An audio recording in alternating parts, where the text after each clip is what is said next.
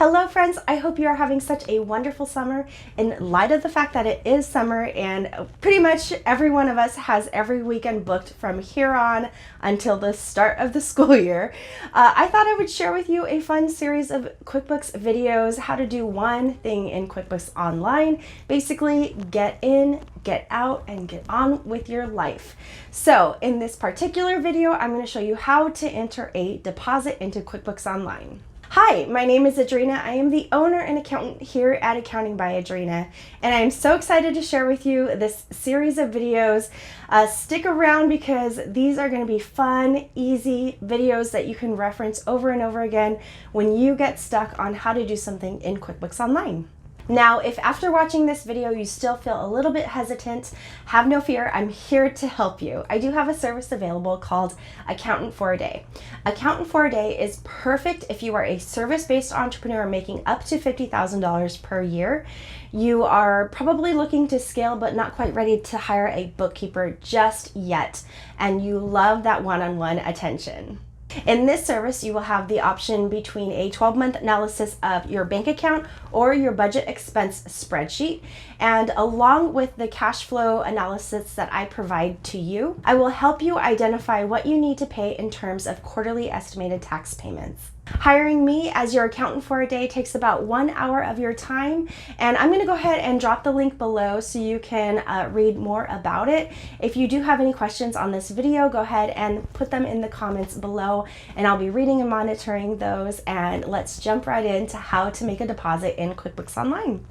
For this tutorial, I'm going to use the sample company as I've been using in all of my QuickBooks tutorials. And in order to get there, you can just go ahead and type QuickBooks Test Drive. You can also go to app.qbo.intuit.com/app/homepage, and then it'll take you right to Craig's Design and Landscaping Services. Again, this is just a sample company. So I'm going to assume that you already have some bank accounts set up into QuickBooks Online. And so that is exactly where we're going to start when you're entering a deposit. So this may not be a best practice, but I just wanted to show you that when you come into the banking screen here, you can actually enter a deposit from the received column. If you click on this description, it'll expand, and then you can type in the customer, and then you can type in the income account. So we're just going to go ahead and pretend it's a refund from a vendor, and then we'll type here in the memo a refund, and then you can click on add, and it'll go ahead and update your general ledger with that particular amount. So that's one way to do it. Now, I would say the best practice is to go here and click on the new button, and under this other column, you can go ahead and click on bank deposit.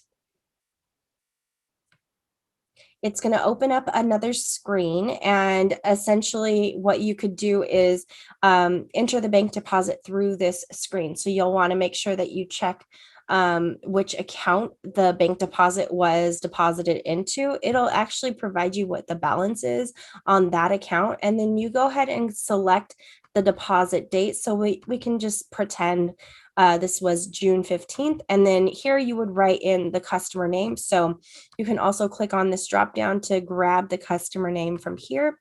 So I'm going to go ahead and select this person. Here is where you enter your income account, and you can go ahead and select which income it is referring to. And then over here, you'll just type in the amount. And then you can tab through each of these fields. That's what I like to do. And then click on either save and new. You can click on save and close. You can also make this a recurring deposit if you already know that this is going to be something that's happening every single month.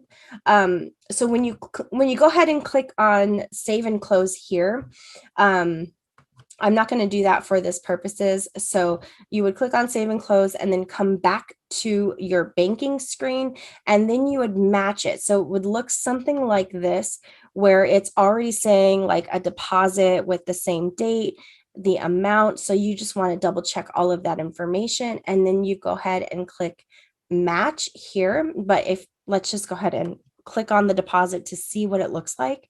So it looks like it was a deposit for all of these items that were checked here for the amount of $31.36. Oh, for $868.15. Some money actually went into the savings account. So that's how they did that deposit there. And then you go ahead and come back here and click on match. So that's another way to do it. I would say that's the best practice. And there could be another way to do this. So this is the third way.